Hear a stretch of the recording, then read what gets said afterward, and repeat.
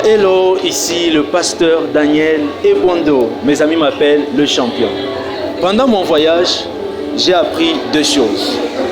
La religion et la chrétienté.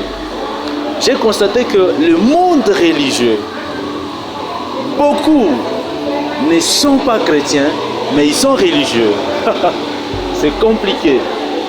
Et c'est un peu difficile à comprendre cette histoire-là. En observant le peuple d'ici, à l'endroit que je suis, je me réserve de citer les noms, c'est un peuple qui est doux, un peuple gentil. Parmi eux, il y a ceux-là qui se sont intégrés dans le monde religieux ou chrétien, mais malheureusement, ce peuple-là n'est pas chrétien, mais c'est un peuple religieux. Un religieux est celui qui a la capacité de respecter toutes les obligations, les exigences chrétiennes, mais sans toutefois avoir Christ en lui. Parce que avoir Christ en nous, c'est ça même la vie chrétienne. La vie chrétienne n'est pas quelque chose qu'il faut dire à la bouche que l'on est chrétien, non. Mais la vie chrétienne, ça c'est vie. C'est une vie de chaque jour.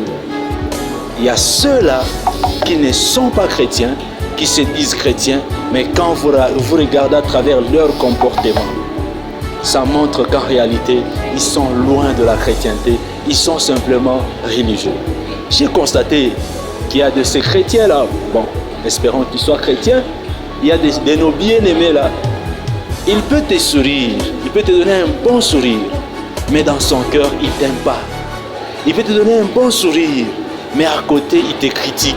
Il peut te donner un bon sourire, mais derrière ton dos, il te poignarde, il donne des critiques négatives sur toi. Il fait un effort pour t'écarter. C'est pourquoi aujourd'hui, chez nous en RDC, je l'ai constaté, le monde religieux est devenu comme un monde politique.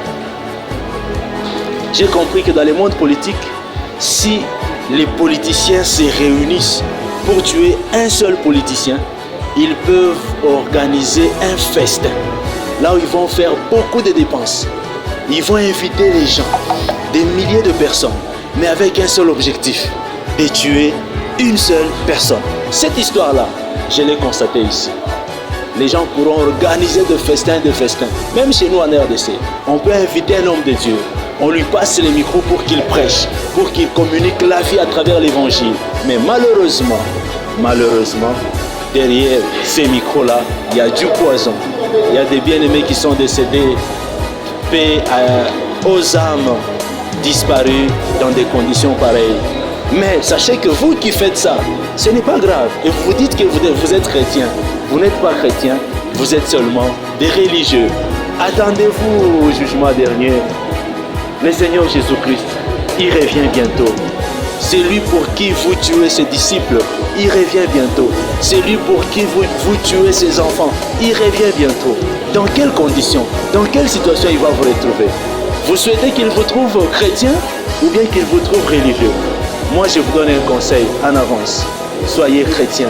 Donnez-lui votre vie. Donnez-lui tout. Dans le pays là que je suis aujourd'hui, il y a de ces soi-disant pasteurs qui sont occultistes. Il y a de ces soi-disant pasteurs qui utilisent de la magie. Il y a de ces soi-disant pasteurs, s'ils ont des problèmes qui leur dépassent, ils vont consulter le devin.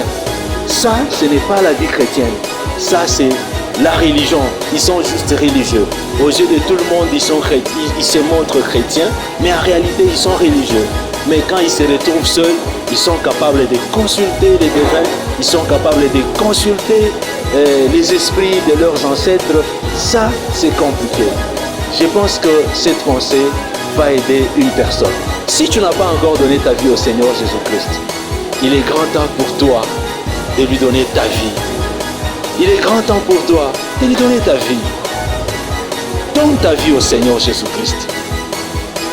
Et la meilleure vie, c'est seulement entre les mains de Jésus.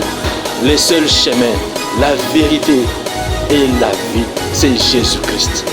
Donne-lui ta vie. Et pendant que tu vas lui donner ta vie, lui va prendre tous tes problèmes.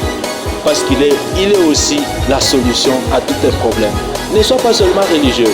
Que le Seigneur Jésus-Christ vous bénisse abondamment. À la prochaine fois. Ciao.